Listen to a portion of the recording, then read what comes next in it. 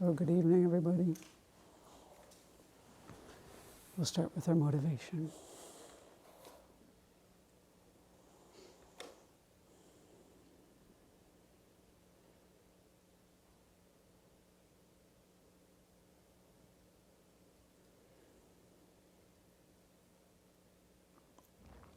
One of the most wonderful things I think about the teachings on a precious human life is that in any instant we can change our mind. We have that capacity to change our mind from a non-virtuous state to a virtuous state. Not that we can always do it, but we have that potential and we actually can develop that capacity. And so let's continually remember that and not ever give up, even when our afflictions are stronger than our antidotes. Because the effort you're making, even when you're feeling like you're kind of not getting where you want to be, as long as you keep your mind moving with the Dharma, eventually it will overcome. And those of us who live here have found that what really happens is you just get faster at this, really. You can move through these afflictions quicker. And it's really a lot easier to get to forgiveness than, for yourself and others. And just maybe even easier to see it as not so personal than to just moments of causes and conditions sparkling away in ways that aren't so wonderful, sometimes in ways that are very wonderful. So let's continue to endeavor along this amazing path and keep trying to send positive energy out into the world that so sorely needs it. And we are the lucky ones who have these tools that we're learning, and right now it's quite important that we do this for the sake of all sentient beings, everyone that we come in contact with, so it can ripple out and touch beings. So let's follow this path to full awakening for the benefit of all the beings in this universe and beyond.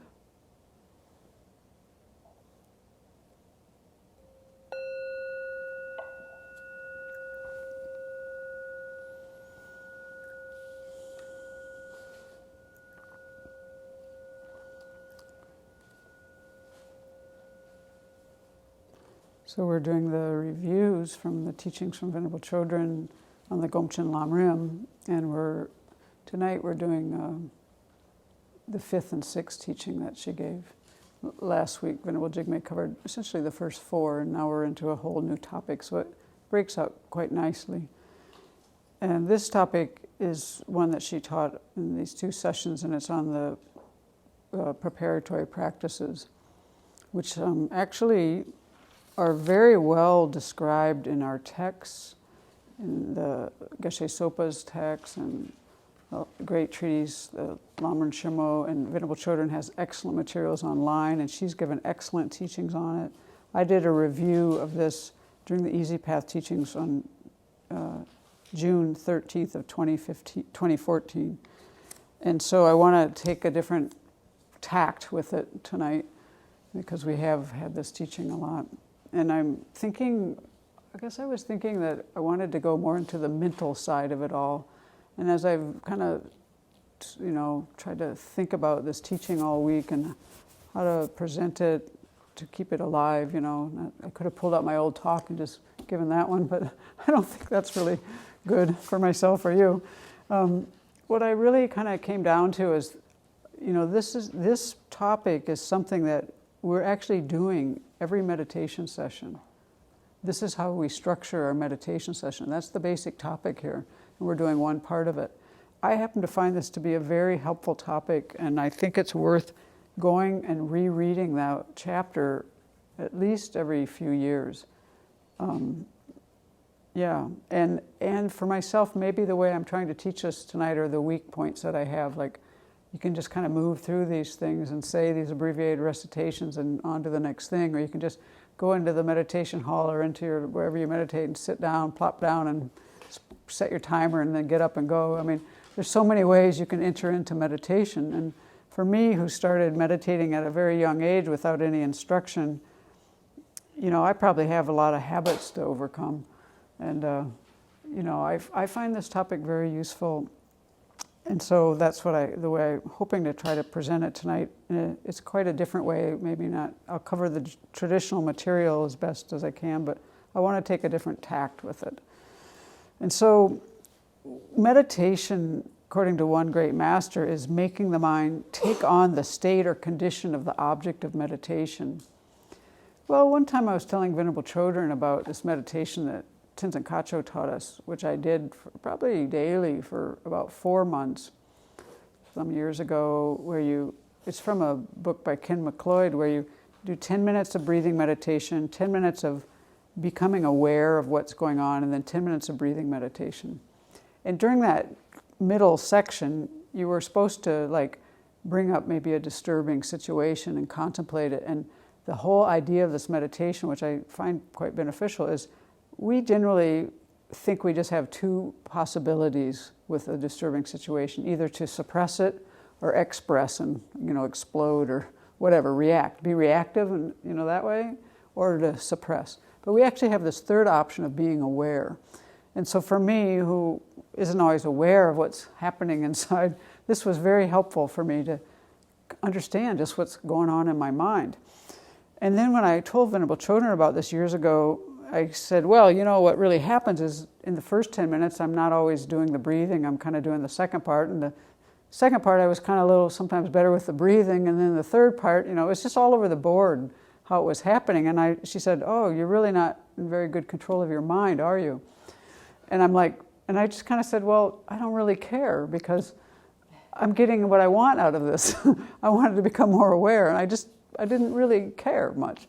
But her point to me, there were a few points there, but the one I'll pick out, besides don't be so proud, or whatever it was she was saying. But the main thing comes from this next part, which I've read before from Lama Tsongkhapa.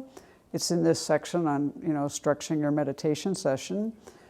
And so I just want to go through this thing, and I think this is quite important for us to think about. So when we think about meditation, the act of sustaining an object of meditation and the specific, maybe subjective aspects of it, by repeatedly focusing your mind on a virtuous object of meditation, would you say that's what you're doing when you sit down and meditate?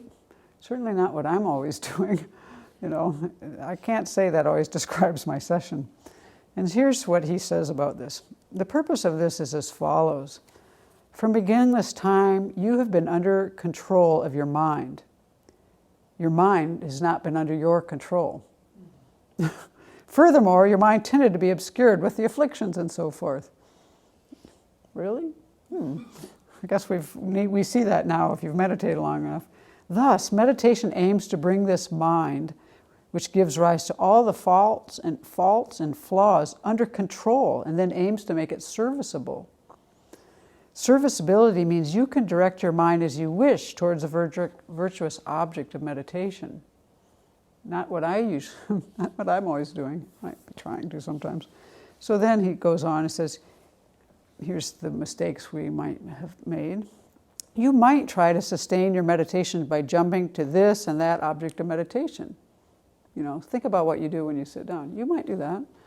You might consider setting it up according to your own wish, a variety of virtuous objects of meditation in no specific order. Yeah, you might do that too. Though you may do this, you will not be able to take up your object of meditation with this method. He's saying that's not going to work. Consequently, you will greatly hinder your mind's ability to be directed as you wish towards a virtuous object of meditation. So if you've ever wondered sometimes, one of our problems of, our meditation sessions, our minds being so uncontrolled, is because we're not training it right. That's what he's saying here. And I think, and then he goes on, and this is a thing I read years ago, and I wasn't quite ready for it yet. It's kind of like what I said to Venerable children. Well, I'm not really interested in that, That wasn't my point. I was trying to become aware, not reactive or suppressing things. I just wanted to be aware. I didn't care.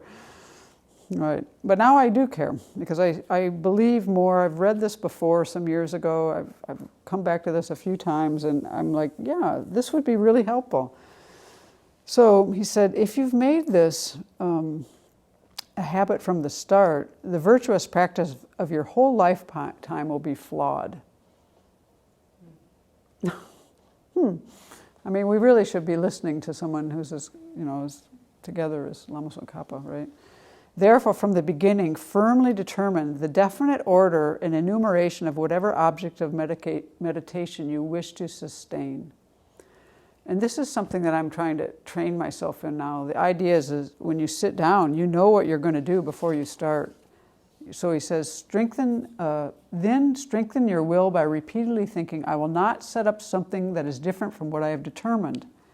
Without exceeding or falling short of what you have determined, sustain your meditation with mindfulness and vigilance. So he's basically, I know my Theravada friends talk about this. They decide when they're going to do a stabilizing meditation, how long they're going to do it, and when they're going to arise. And definitely Lama Tsongkhapa teaches this too, that it's a fault, and this is a standard way it's presented in Galupa, it's a fault to enter into stabilizing meditation and not have an exit time predetermined. And actually people get stuck in that sometimes, and it's not considered the way to go. So that means that when you do say, I'm going to do stabilizing meditation, you should have some time frame in mind, try to stick to it, and then end then. Or at least make a conscious decision. Don't just be like the guy who gets so single-pointed that it stays there forever and it starts growing a beard and the mice are in his beard. I mean, there's this story about that, He stayed there for a long time, because if you get really good at this, that could happen to you. And we kind of think, wow, I'd like to have my mind that, that single-pointed, but actually you're not going about it right. We're not just trying to do that. So that's what he's saying. Okay, so, and what else he says, which I find quite interesting, each time I read this, I find this the most powerful part of this chapter, this part, for some reason. Further, let's see, those who know how to bring these explanations into practice seem barely to exist at all. So even in the time of Lama Tsongkhapa, with the people he was around, he was like, the people who can actually do this barely exist at all. Therefore, you should also create another concise presentation of what to sustain in meditation. So basically, the point is, a lot of people aren't doing this right. Even in his time. I always find that really. Okay, so, and here's some of the problems that people have, whether you understand that all the scriptures are personal instructions follows only from whether you know this meditative process. Because some people think, study doesn't have anything to do with your meditation practice, and that's completely wrong. What you study is what you should be meditating on. And if you read his chapter, you'll get this more, understand more what was going on then, but there's a lot of people have different ideas about this. And then another thing he says that I think is quite good for us to hear in our community in particular, and maybe people who are online who are in groups with others, he said that, maybe it's in the great scriptures or someone, that success is more difficult for those who contemplate on their own than for those who transform their minds in a classroom where those who know how to explain the teachings do so, and then to those who know how to listen. That's basically a good, and he says this statement is excellent and true. So that's saying those of us who want to go run off to a cave and meditate on our own is going to have a much more difficult time succeeding than those of us who take in teachings, follow the instructions, learn how to be a proper vessel and have proper teachers. You're going to have a much more success in meditation because you're going to know what the heck to do. And then this is a mouthful, so just try to concentrate through this. I'll see if I can say this, and this is the last thing about this little section. He says, the depth of the wisdom that comes from your studies is commiserate with your studies, how much you study, right? The depth of the wisdom that you're going to develop depends how much you study. The breadth of your reflection is commiserate with this wisdom, while the depth of the wisdom that comes from your reflection is proportionate to your reflections. What he's doing here is he's tying together how much you study, that's how much wisdom you're going to develop. And the depth and the breadth of it are affected too. And then he says, the magnitude of your practice corresponds to the depth of your wisdom of reflection, of your practice of meditation. The magnitude of your practice of meditation corresponds to the depth of your wisdom of reflection. He's putting all this learning, contemplating and meditating together for us. So he goes on, while your ability to stop faults and achieve good qualities is commiserate with your practice of meditation. So he's just leading one to the next, kind of tying it all there. Therefore, the scriptures and their commentaries say that study and reflection are very important for the practice of meditation. He has people that he's talking to who don't believe this. They think study is one thing, meditation is separate completely. And he's trying to tie this together and say, both the depth and the breadth of your wisdom and what's going to happen with your meditation practice, and then what kind of things you're going to be adopt and to abandon is all dependent on how you put this all together. Okay, so that's kind of the introductory points about this topic that I find most important to think about. I find these quite important. So then in this part where we are in the Lamrim, we've looked at how you should rely on the spiritual teacher. That was last week, we got to that. And now he's going to talk about, the meditative process. So where we are actually in the outline is in our Gomchen Lamrim, it's point 4a2. A brief explanation for meditative purposes, how to actually meditate, what to do in the actual meditation sessions. And then there's 3 points under that, and tonight is the first point, which is the preliminary practices. So that's where we are.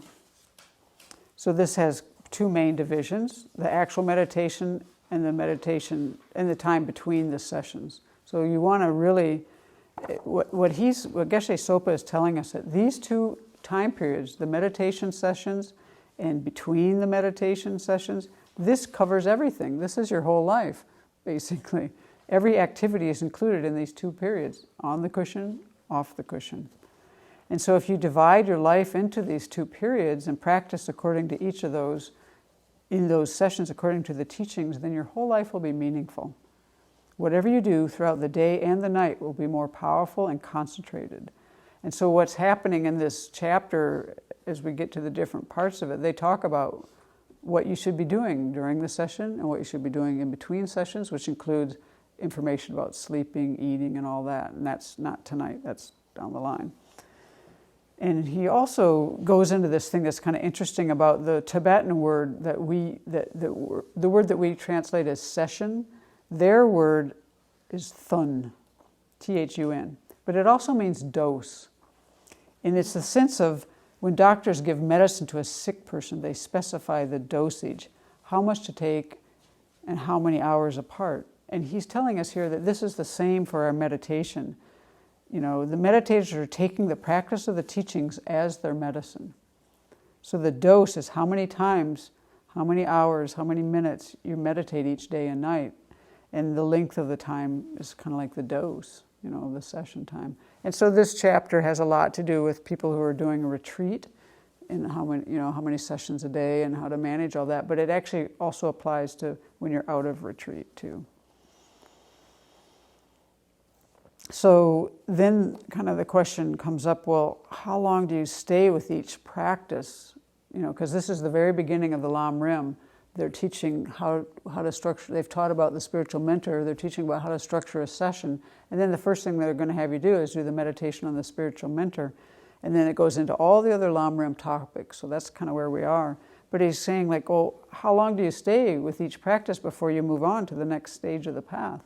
Well, Venerable Children has us continually cycle through the Lamrim and read a glance meditation every day, so we're kind of seeing the whole path.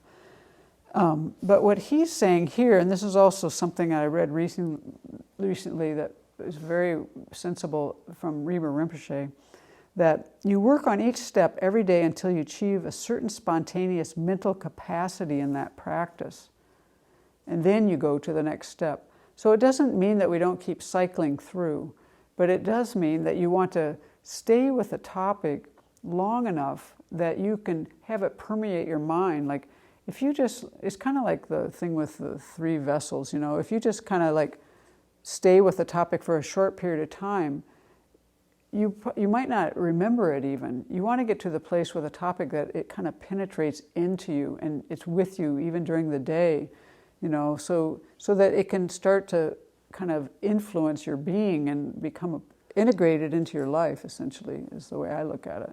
And so it's important not to just kind of breeze through, but, you know, like when we're doing a group thing, we go at a certain pace, but when you're doing your own retreat, you know, you want to kind of take time and hang with things until they've, you know, made some impact on your mind.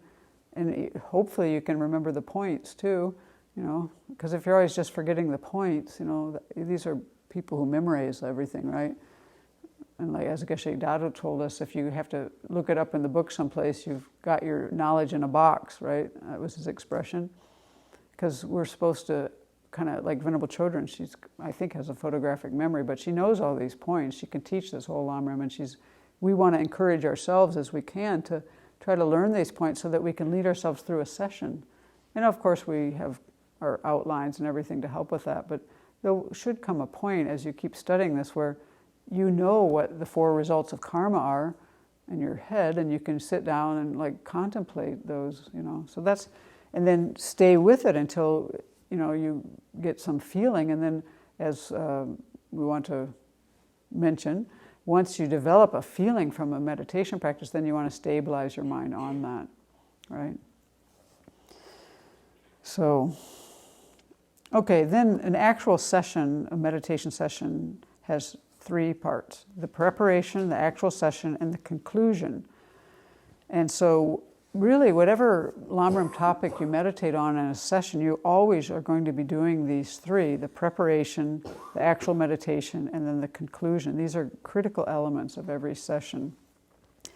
So in the preparatory practices, these 6 preparatory activities, which are the first of those 3, right? Preparation, actual session, and conclusion. That's our main topic tonight, but I want to kind of put it in its bigger place. These practices came from Atisha, and Atisha pretty much got these from Sir Lingpa, his teacher who taught him about bodhicitta. So these are essentially, these 6 preparatory practices are considered to be Sir Lingpa's system. So this, Geshe Sopa says, if you're living your life somewhere as a hermit, or if your life is totally dedicated to practicing the Dharma and meditation, then you will do these preparations daily. And even if you're not in that situation, you should, you know, if you're just doing one meditation a day or even a few minutes each day, you can still do these practices, and it's beneficial. They can be done very short, and they can be stretched out very long, all of these practices. So, you know, our goal as Dharma practitioners is to either become liberated or to become a Buddha. And those goals have causes, right? And so if you want to become a Buddha, become enlightened, you need to create the causes. And the simplest way to describe them is to call them method and wisdom. And so this, the pure wisdom meditation that we do is one of the main causes for attaining Buddhahood. But this wisdom meditation requires the method side of the path. We need both. So why is it that we need the method side, I guess, is the point that Geshe Sopa is trying to say. Basically, many causes and conditions come together when things are created. Take an analogy of a sprout, you know. A seed is the substantial cause, but you need, you know, a dry seed won't grow on its own. It needs all the other conditions, the soil, the sun, the heat, all that. All those conditions. And it has to be also not just provided with things, but protected from things. It can't like be eaten by insects or fried in the sun. It's not going to work. And this is the same case for the wisdom that realizes the conventional and the ultimate nature of reality. It's like the seed. That's the material, or what we would use the word substantial cause of awakening. But we need the mental strength, basically, that we gain from accumulating merit through virtuous karma in order to have the conditions for this. So the virtuous activities, the way Geshe Sopa explains it, these are like the additional conditions of the moisture, the fertile ground, and everything that enable a seed to grow. And the reason I want to bring this up is because I guess I'm taking this from where my own mind gets stuck in things, and so as you see the next thing I read, you're going to wonder, like, why is she talking about that? But basically, his point here is that we need the accumulation of merit and the accumulation of wisdom to become a Buddha. And each meditation session needs that too. So, if we have these, then the virtuous activities of our body, speech, and mind will be quite powerful. So, in this way, when we talk about these preparatory practices, I think that's why I want to take it from more the mental aspect tonight. Yes, you want to learn how to set up an altar and do all these different steps, but it's the mental side that I think where I need to grow more. And so, and this is because, as Geshe Sopa is saying, it's these external acts alone don't produce the merit that creates wisdom, that enhances wisdom, I should say. Even if your external activities are virtuous, if you don't have a positive mental state, they're not going to produce very powerful results. So that's why these practices are considered internal practices. They're not merely physical acts, they're internal practices. And so I hope to try to emphasize those aspects for myself and for you, but for myself too. So in this way, when you think about, like, one of the first things we do in the preliminary practices, we clean the shrine room, right? And we set up symbols of the body, speech, and mind. So you clean the shrine and arrange. The way it's written in our text is, it says, next, in a clean place, set up the symbols of body, speech, and mind. Well, every action we do, if we hold it in the right way in our mind, can become very virtuous and meritorious. Even cleaning your house can become virtuous. So let me read these 6 preparatory practices as they're written in our text, and then we'll talk about each one individually. Okay, so it says, next, in a clean place, set up symbols of body, speech, and mind. That's the first one. So clean the shrine room and arrange the altar. Next, arrange faultless offerings in an attractive way. So make offerings. The third says in our text, on a seat, sit cross-legged with your body straight, take refuge and generate bodhicitta, and be careful to be sincere. Calm the mind with breathing meditation and set your motivation. And sometimes it's been a little confusing as to how to remember these and list these out when we say them. And they are written in 2 different ways, and Geshe Sopa addresses this, because I got very confused on this some years ago. They actually have been 2 presentations of these. And Venerable Children, what she's teaching here on this point, it's not always said this way. I mean, I don't want to spend a lot of time on this. I could read you these different quotes, but basically on this one, most people write it as, sit in the 8-point or the 7 or 8-point Varachana position and then take refuge to generate bodhicitta. But when you read the fine print, and what she's telling us is set your motivation. And so that was her big point to us. And when you read the way it's written, especially in the easy path, it's quite clear. And so when we get to that point, we'll talk about that a little bit more. But sometimes it's been a little confusing how these have been laid out, because they don't always say it exactly that way when you look at the different versions of this in different texts. And even in our text, those last points, calm the mind with breathing meditation, set your motivation, are in brackets. And I'm not sure who added those, but so. Okay, and then the 4th point is visualize the merit field with the guru as the central figure. So you visualize the merit field. The fifth is perform the sevenfold practice. And I'll read that full thing when we get there. And then the sixth one is the mandala offering comes next, then request your desired goals. Da, da, da, da. And so that one was another one where we had a little confusion as how to remember it, because we always were like, can I like make the mandala offering, and we forgot the request. And Venerable was more like, no, the request is the big part, and bold that. It's the request that's the big point here. Even though the mandala offering is part of it, the bigger point is to make the request. So as we list them, I would say, if you want to have a way to memorize them, it's clean the shrine room and arrange the shrine. 1. 2, make offerings. 3, sit in the Varachana position and set your motivation. And of course your motivation would include refuge and bodhicitta, right? And then the 4th, visualize the merit field. The 5th is the sevenfold practice, or the 7-limb prayer. We usually call it that. And the 6th would be make the mandala offering and a request, and emphasize request. That's the big point. Okay, so for the first one, cleaning and setting up the meditation space and setting up an altar. So as the Tibetan expression for this is sweep up and cast out the dirt, which is kind of funny. So when you think about it, if what we want to be trying to do in this very beginning thing, and we go in the meditation hall, we're half asleep. I love that time myself. It's one of my favorite times of the day. But I don't always do it the way they're talking about here, and I want to train myself to think more about, you're inviting all the Buddhas and Bodhisattvas. You want to make this a real virtuous activity. And so direct your mind towards a spiritual religious goal during the whole time of cleaning. Don't just run in and da-da-da-da-da and I got it done, just like, hey, it's like when we do our ordinations and you just feel the energy. We can create that when we clean, we invite all the Buddhas. Because where the sincere mind abounds, the Buddhas are there. So just make it that when you're there in the morning as you're cleaning. Mentally invite all the Buddhas and Bodhisattvas to the place you're cleaning.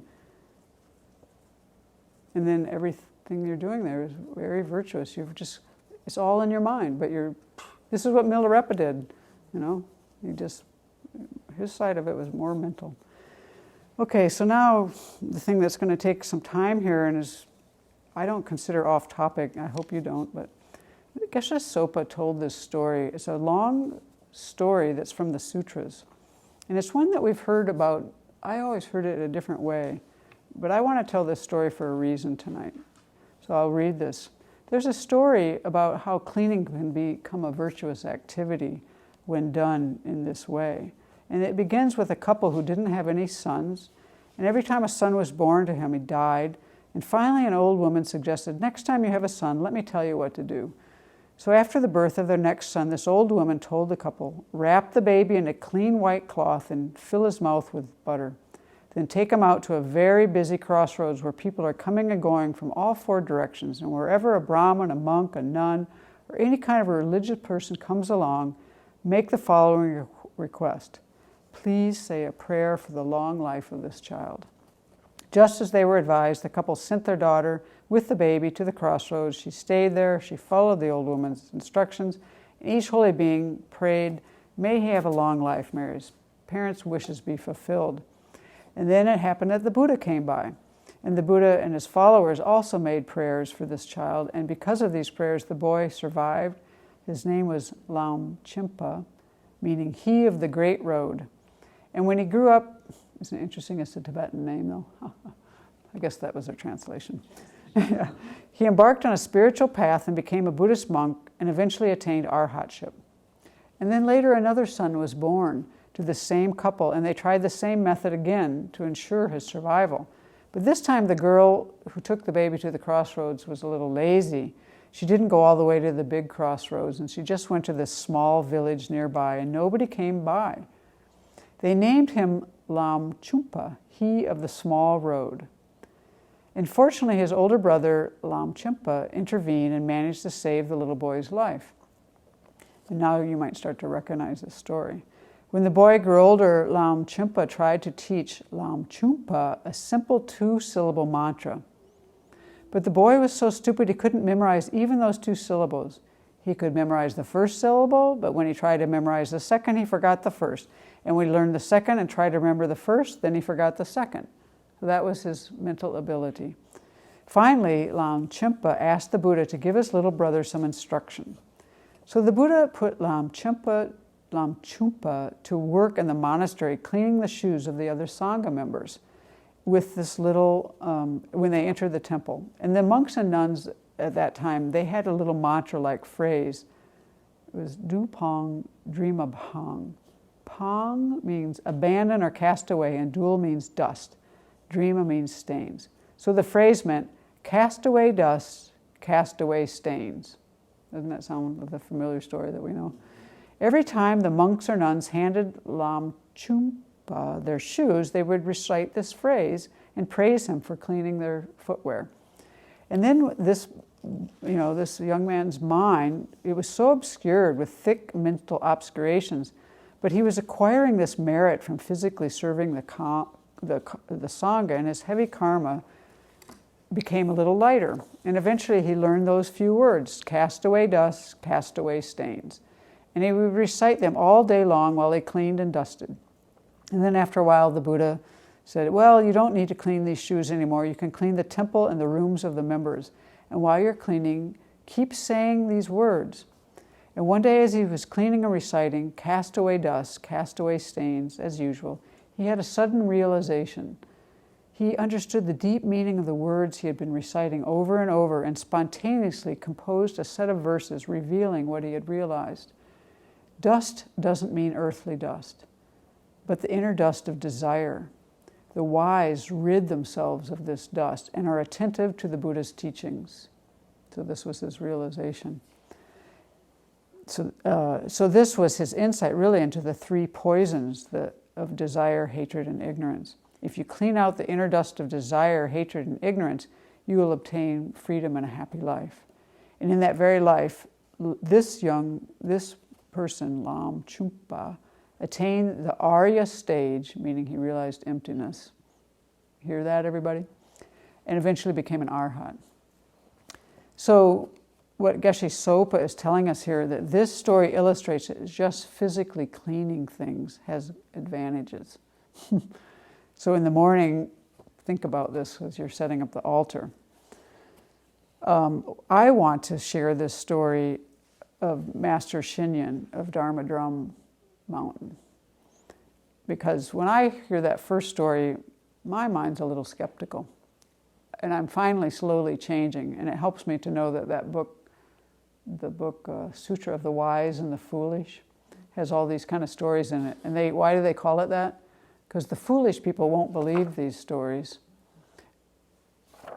And the wise people will. But this is the story that started to turn my mind, actually. And this is because I need to know people who are around. I guess that when I hear that from Geshe Sopa and he got it from the sutras, I'm like, wow, I think this really happened. But before, when I used to hear that story, I was like, oh, nice story. But it didn't quite sink in. But this story did to me. Master Shinyan, you can look him up online. He's someone that's very well respected and has done amazing things, building monasteries and all kinds of stuff. And this was written, he has an autobiography, and this was written a little review of it that tells this part I was looking for. And this is someone who had known, he calls him Shifu. Having known Shifu as long as I have, much in this new book was familiar to me. I'd heard and read stories of his childhood in countryside north of Shanghai, born in 1930, the 6th and last child of a peasant family. And he raised in a 3-room thatched hut that his father put up on an acre of rented farmland, and they tilled the fields with borrowed buffalo, fished the Yangtze River when they could, took in mending or worked for other landowners when they had to. Shifu was sickly and slow. In fact, when I looked this up trying to find, because I'd heard this, I was trying to find the actual details. I've learned that he was really small when he was born, the size of like a rat, they said. He was really small and probably premature or whatever. He didn't walk until he was 3, he didn't speak until he was 5, and he couldn't learn to tell time. And after a few years of sporadic schooling, because of their social situation and everything, He entered the Wolf Mountain Monastery at the age of 13 through the good offices of a well-connected neighbor. And the mother agreed because his prospects of getting an education, finding a wife, and making a living were otherwise poor. They were already poor.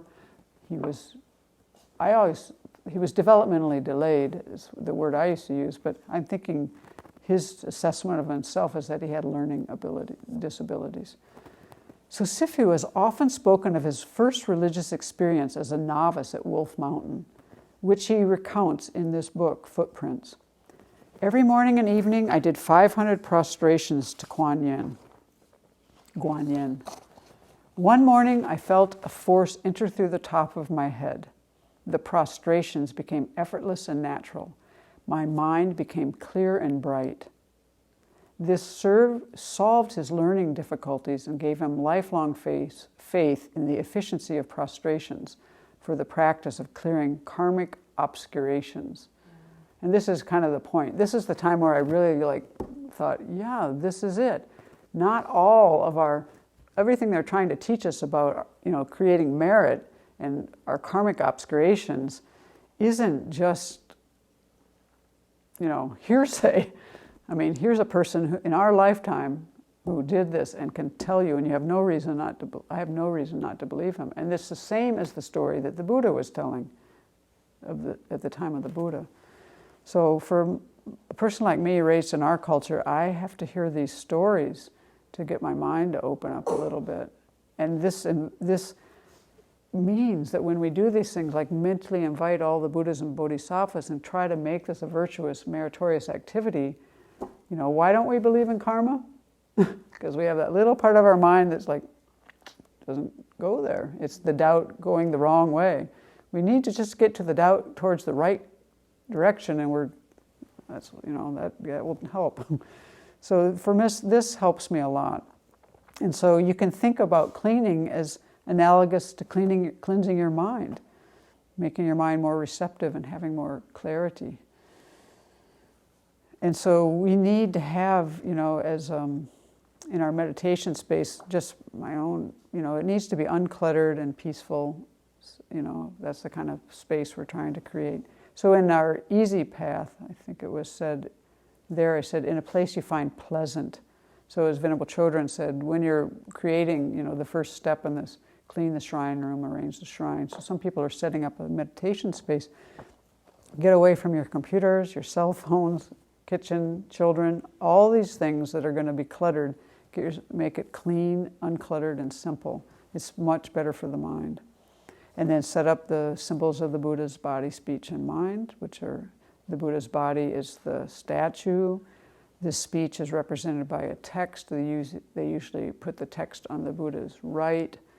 You always say these things in reference to the object on the shrine. That's the proper way. So on the Buddha's right or our left as we look at it, you put a text, usually the Prajnaparamita text. And on the left, you put a representation of the Buddha's mind, which is either a stupa or a bell. And I want to encourage anyone who has any questions here or online about any of these 6 things to just feel free to ask at any time.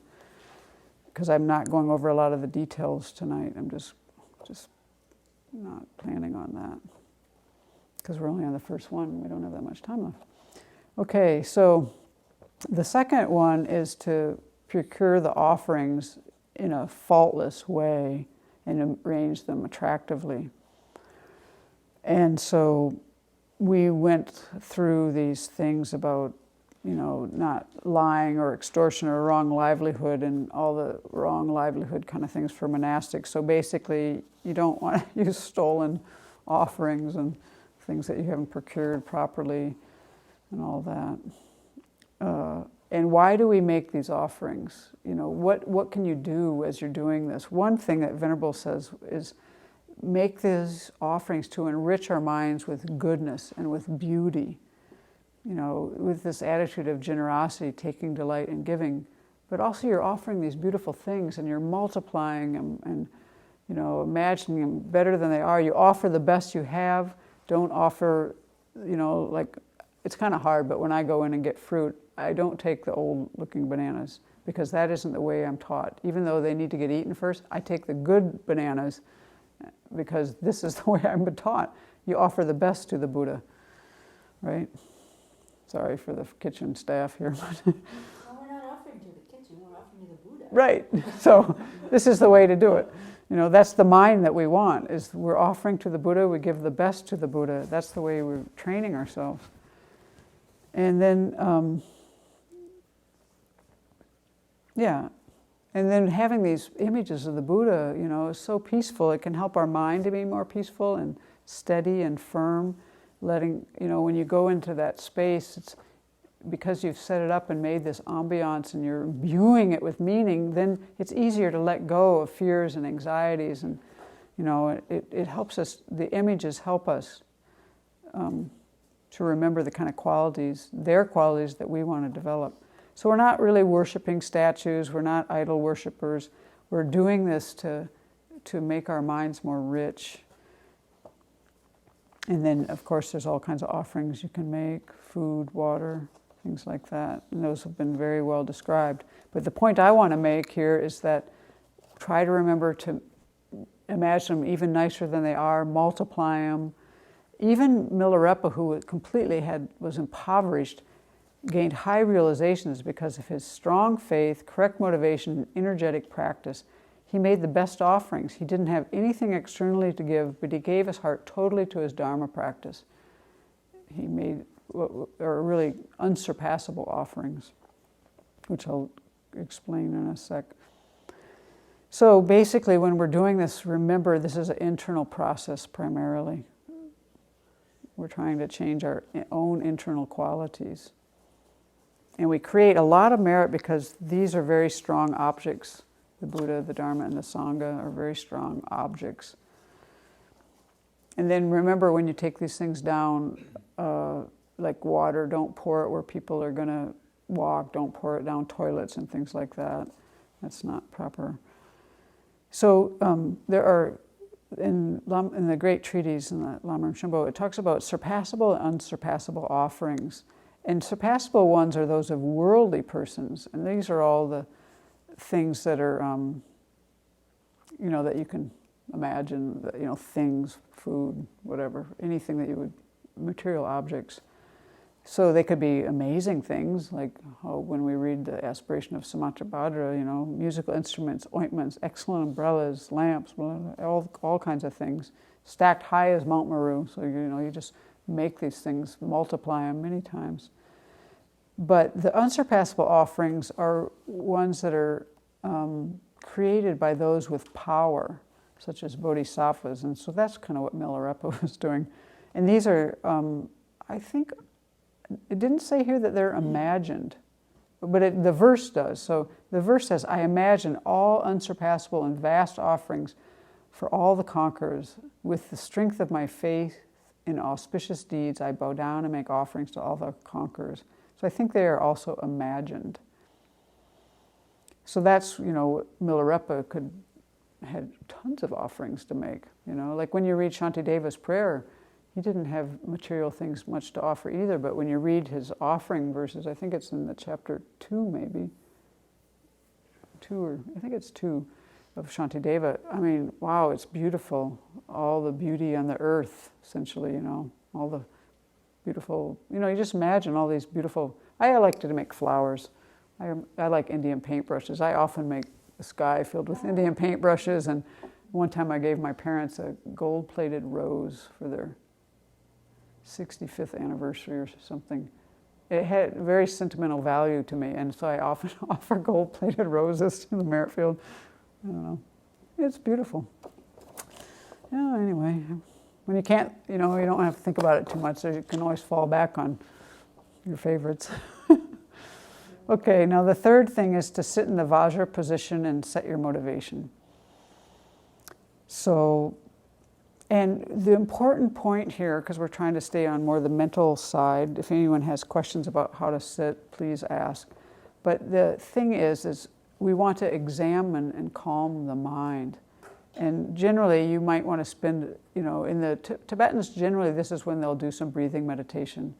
So you might want to spend 10 minutes. Venerable told me once, as few as 10 breaths is enough, Like when we're in a retreat, sometimes 10 breaths is enough and you know your mind is completely calm. But I've also spent like 45 minutes of my session doing this part, getting my mind calm, setting my motivation. And I talked to Venerable about this, and she said, that's fine. I would use Lamrim topics and just work on my motivation. I would sometimes do that for even 45 minutes. She said, that's fine.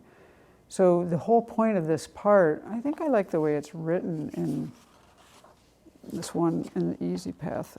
I particularly like that. Did I write that here? Maybe not. Oh, yeah. Yeah, it did. Examine your mind well. In the Easy Path, it said, for the preliminaries, in a place where you find pleasant, sit on a comfortable seat in the 8-point posture, which is the 7-point position, and the 8th is the add breathing meditation and examining your mind. When they talk about the 8-point position of Vajrayana, the first 7 points are the usual ones that we know about, that we teach all the time. And the 8th is breathing meditation and calming your mind. And that's where the motivation comes into. So that's the important thing I want to stress tonight is get your mind calm, at least to neutral. And sometimes I can't do that.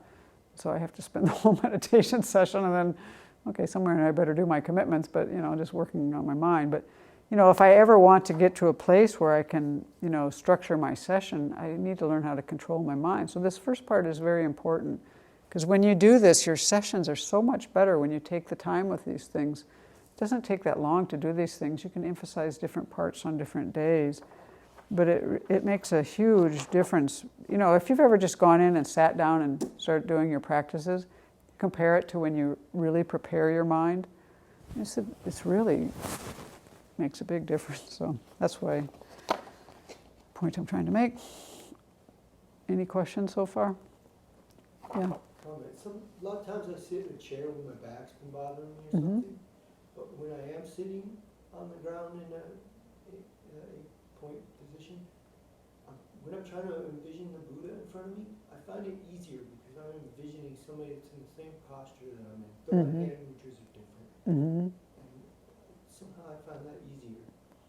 That I can envision somebody sitting in front of me cross-legged more when I am cross-legged than when I'm sitting in a chair. Well, it's a better position to be in.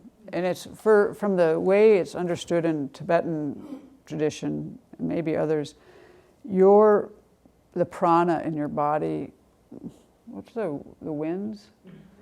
They run in these channels. And when your spine is straight, this is what Darshan Rinpoche used to say, when your spine is straight, your channels are straight. And when your channels are straight, your mind is straight. And the breath is what ties the body and the mind, is always how he said it to us. The way Geshe Sopa says it is that I'll explain it his way, and maybe this will help because I think it has to do with, it is a better position than sitting in a chair. I've meditated in many positions. The best position is probably cross-legged, and if I ever sat lotus, I'm sure that would be even better. And the word is Vajra position. Lotus isn't correct. Vajra position. That's the best position because these channels are best then. And the spine being straight is, of course, the most important. And what Geshe Sopa says about this is that he says that in higher meditations of Tantra, correct physical posture is imperative. But at every level of practice, sitting posture is important because your meditation, your mind is affected by your posture because of the winds or the prana. It flows through these channels, and when you're in these positions, it can flow in the correct manner through the proper channels. And so it brings about a special kind of result, is what he says. And I think that my experience of being in all different kinds of positions is that it matters what position you're in, You do what you can do. But I would say that it's important that you have your spine erect and not be down, not with your head down, not with your head up. When your head falls forward in any way, you're usually getting towards drowsy. When let your head go back, your mind usually gets busy. You really need to have your heart up, and this is the same thing. It's all the same in dance. in physical therapy. All this is the same. Different ways to teach it. You can lift your heart up. You can imagine a string coming through the top of your head. Your cheekbone should be in line with your sternum is one way to think of it. You know, your head is slightly tilted down, but it's not forward at all. All those things are quite important. And when you find that you're drifting off here and there, first thing you should do really is check your posture. It's hugely important. And Venerable Chodron was on us to have our hands like this, and she's absolutely right. I was not doing that for a while very much, and right again. Good to listen to the teacher. Okay, so the reason they have this name, by the way, is these are the 7 qualities of the 7 aspects of Vajrayana, 7 qualities of a Buddha, and they have that name because this is the position in which Buddha Vajrayana and many previous Buddhas attained awakening. That's how it got the name, according to Geshe Sopa. Okay, I'm zipping through. So, I think we talked about that enough. So once you've done that, prepared your mind, then you want to move into this phase of generating refuge in bodhicitta.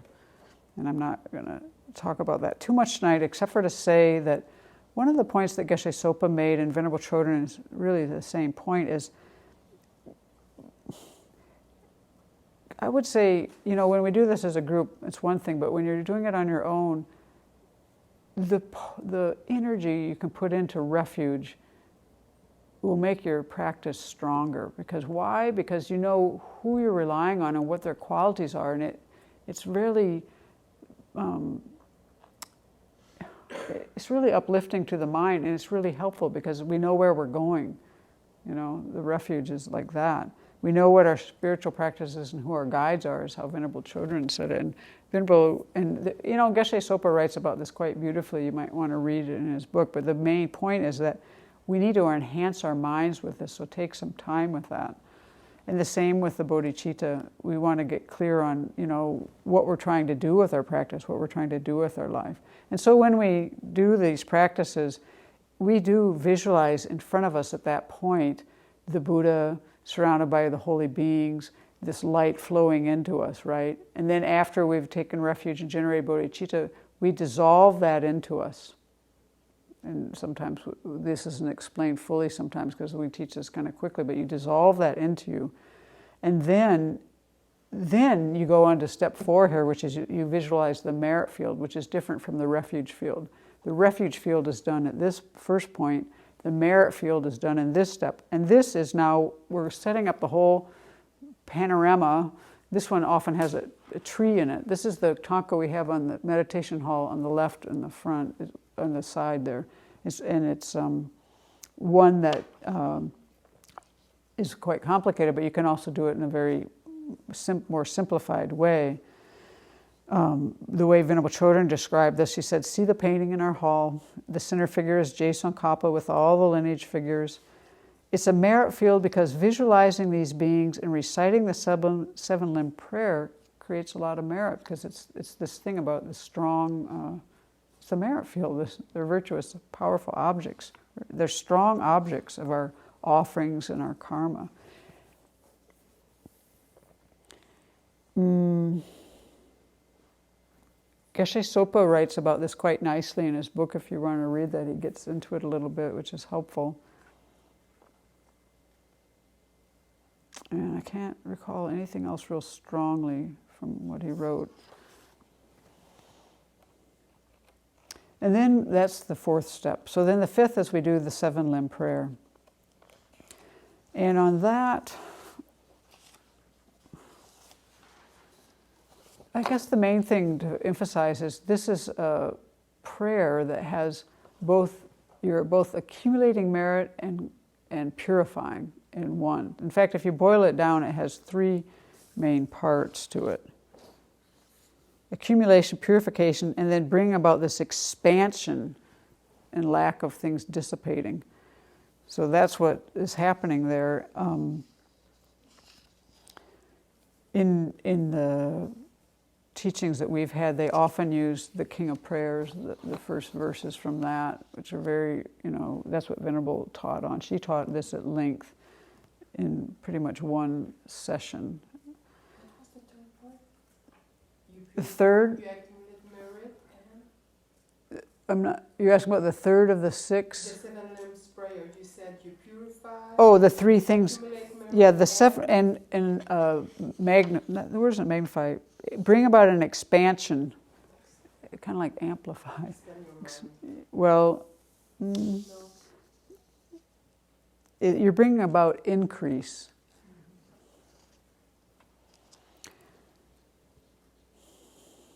And what Geshe Sopa, his advice to us is, hey, realistically, we might not do all of these parts so well.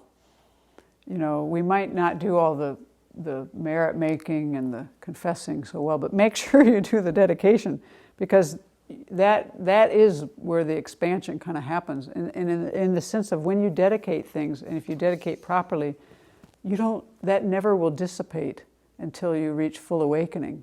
Remember, this is a really important point. Lama Zopa tries to teach these points that make our practice more powerful and, beneficial. Dedication at the end of the seven limb prayer and at the end of our practice is how we take whatever we've done, and then we kind of we're not going to let it dissipate. If you dedicate to I want to have a good day today, well, after that day is done, you're done with what you set your motivation for. But if you dedicate to full awakening, it doesn't dissipate until you reach full awakening. So that's why we need to, this is when we want to get into it and get expansive with our dedications, whether it's possible or not. Make them, make them broad and big, and make sure they have bodhicitta, that you want to become fully awakened for the benefit of all beings. But, make them, these are the power of these aspirations. I think this is how you create your Pure Lands, basically. Buddhists have to create their Pure Lands. I think it's the power of aspirations that does this. I don't want to conflate things. That's just my own thought, and that's a little dangerous to give. So, but he says here, this is the increase. You expand them enormously through dedication. And who is that? That's Lama Tsongkhapa. So that's the expansive part. And then the sixth step is the mandala offering and the request. And I think our verse says this quite well. In our Gomchen Lamrim, it says, the mandala offering comes next, then request your desired goals, that all forms of correct thinking, from venerating the masters and so on, may arise in your mind, and that the external and internal obstacles may be appeased and so forth. And with this intense aspiration, be sure to request again and again. And so forth is this, in our Gomchen Lamrim, it has this verse that says, please inspire all mother sentient beings and me so that we may quickly stop all flawed states of mind, from not respecting the spiritual mentor up to grasping the signs of true existence. Basically, from the beginning of the Lamrim to the end of Lamrim, may we have no flawed states of mind, starting with disrespecting our spiritual mentor to grasping at true existence, and everything in between. And then please inspire us to generate all flawless states of mind, from respecting the spiritual mentor up to knowing the reality of selflessness. So you're kind of covering your bases. Abandon everything that needs to be abandoned and adopt everything that needs to be adopted with this beautiful prayer, right? That's what we're requesting. Inspire us to quell all outer and inner obstacles. And then that was preceded by the mandala offering. And remember that she read this beautiful mandala offering by Rob Priest, where he put it into his own words. It's Priest, P-R-E-E-C-E. Might be able to even find it online. Yeah, somebody did. Yeah, I think somebody did. We have copies of it, and I think they found it online. And he has it in a book about, I think it's a book about the Noondro practices that's quite good. So I'd like to we're getting late. Does anyone have any questions? So we didn't go into a lot of details about the physical things, but these are the things I'm trying to work on. So Which Geshe Sopa book? this is in the first volume. On the practice session. Yeah, it's in the first one. And by the way, friends, Geshe Sopa's 4th book is going to be out. You can order it now. Its pre-orders are available, and it's coming out like in the middle of January. So that's the one on meditative stabilization that we've been waiting for years.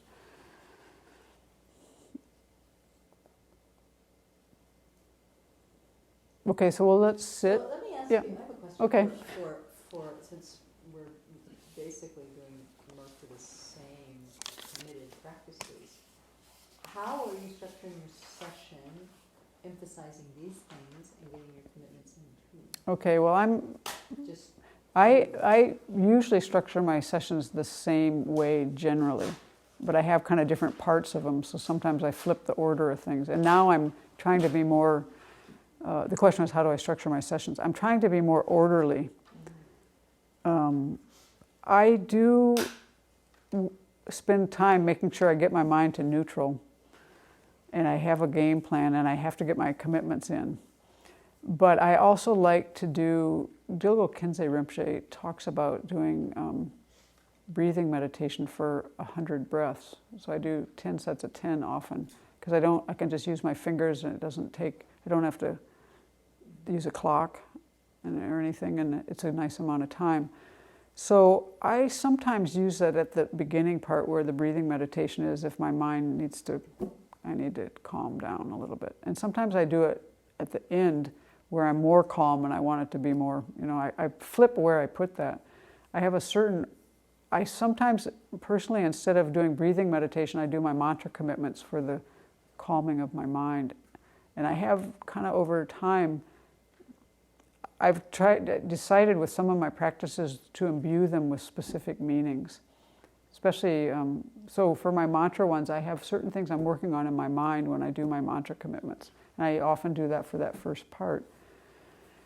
And then I usually have a certain order that I do my commitments in that I'm comfortable with.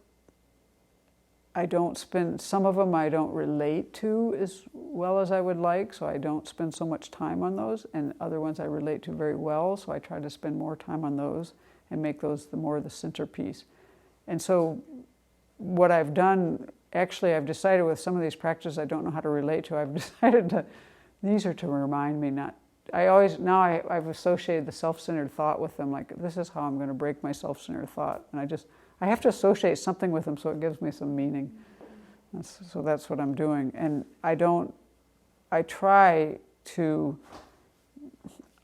that's where it's best, I find it helpful if I spend a little time at the beginning of those really trying to put myself in the place so I make them more useful. I'm talking about the ones I have difficulty with. I don't know if this is helping you, but this is what I do. Yeah, and that leaves me some time at the end, which sometimes I make a decision at the beginning of something I'm studying. I sometimes do that at the beginning, I sometimes do it at the end. And sometimes my mind just makes up its own mind. Like sometimes recently I decided, okay, I'm going to do this, and I'm going to give a BBC on something, and I want to think about this during this meditation session. But that session I decided I'll do this at the end. I did the whole thing at the very beginning before I even started. I couldn't even get myself into the session until I had worked this all out. And that's the lack of control of my mind. But then I just flopped things in my session. I did that first and then moved into the other.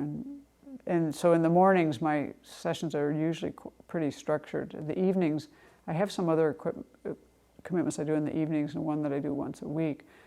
And so I leave myself more flexibility in the evenings, and I try to really focus then more sometimes on doing my stabilizing meditation and also on contemplating what I'm studying. Yeah. Question online. When in the session is it a good time to do the glance meditation?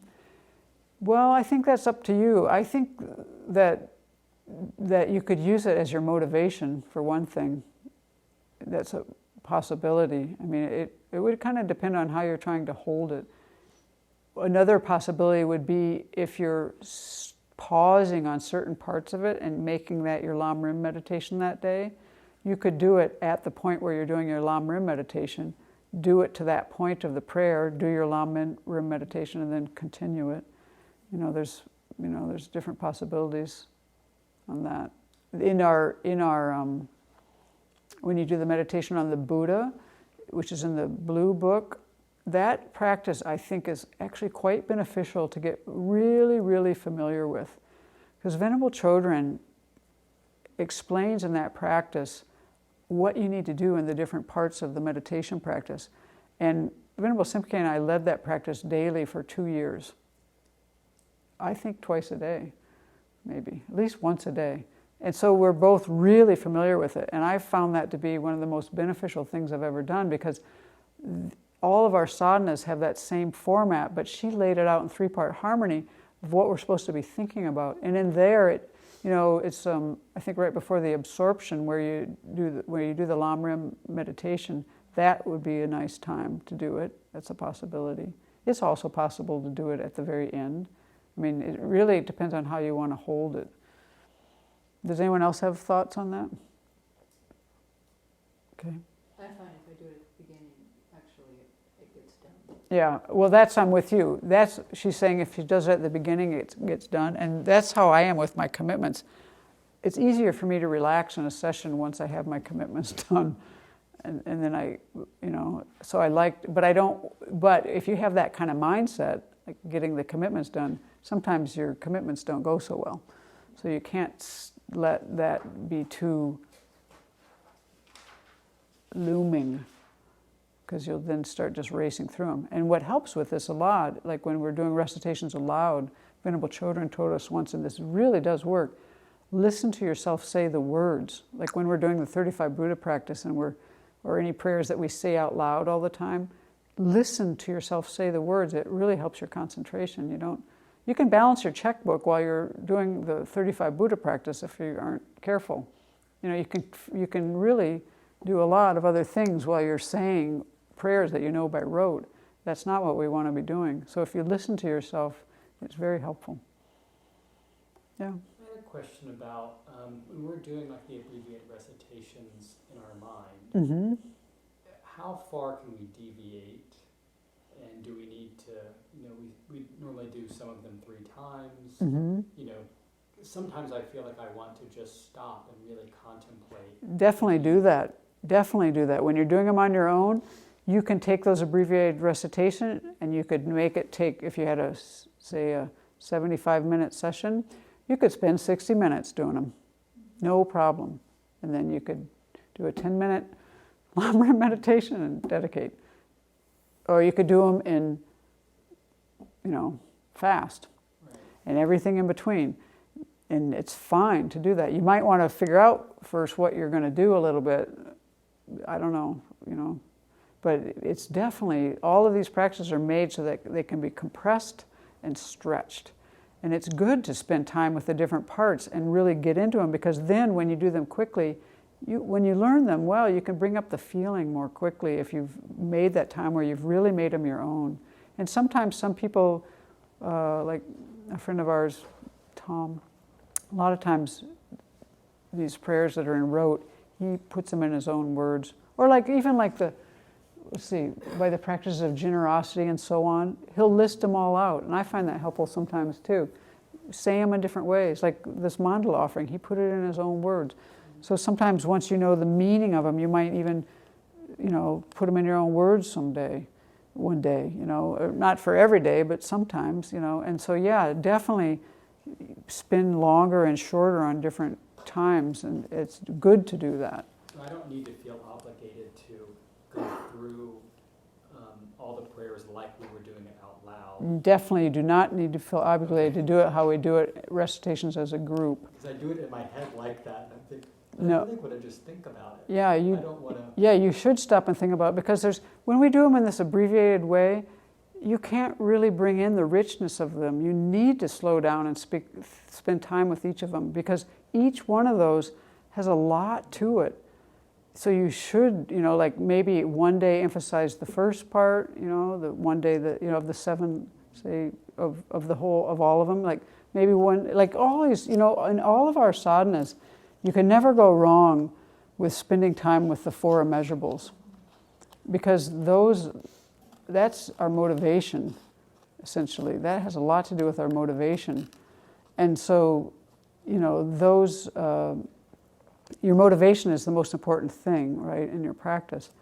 And so once you spend time with that, then it's easier, however you need to. Your motivation is there, and then maybe another day you'll spend time more on the 7 limb prayer, and you'll really get into even one part of it and make the mandala offering big. And then you might even pull out the extensive offering practice and do that, because it's so beautiful. And that really will help your mind to see, like, wow, you'll be like Lama Zopa, with this vast mind, because you've taken the time to do it. But the other parts, because you've spent all that time there, might have to be shorter. But then, when you've done that, and you seep your mind in it, and it's not just I do it once and never do it again, but you do it repeatedly, or you bring it back. Then, when you do it in a short way, you can get that vastness in your mind quickly because you've spent time doing it. That's true with all of these practices. Each of them has a lot of impact on the mind, but you have to cultivate that in the slow times when you have on retreat, usually, when you have your sessions are your own. When you're learning, it's one thing. You're at the learning phase, you have to learn the information. Then you're at the phase where you understand the meaning, and then you get to meditation. So you need all of those. And so the way we're taught, when we do this as a group, we're just kind of getting the words down and getting kind of the general pattern, but then you have to make it your own. But do finish. Yeah, do finish your session. Do finish the... Go through all the prayers. Yeah, do get all the way to the end. Yeah, do get all the way to the end before your session ends. So into Right. one section that Yeah. somebody was... But you don't have to kind of be singing in your head and do it 3 times. No, some things you should do. The 3 times, some of those you should do. Yeah, you should do the 3. When you take refuge, it's good to take refuge 3 times, at least at the beginning of the session. But you don't have to sing it in your head. Yeah, you don't have to sing Learn it. the words. So okay. Yeah. But you do need to do the words like we do it out loud. You can make it in your own words, but you should do it 3 times. There's reasons for some of the times where they have a number on them, there's reasons for that. They will help you down the line to do it that way.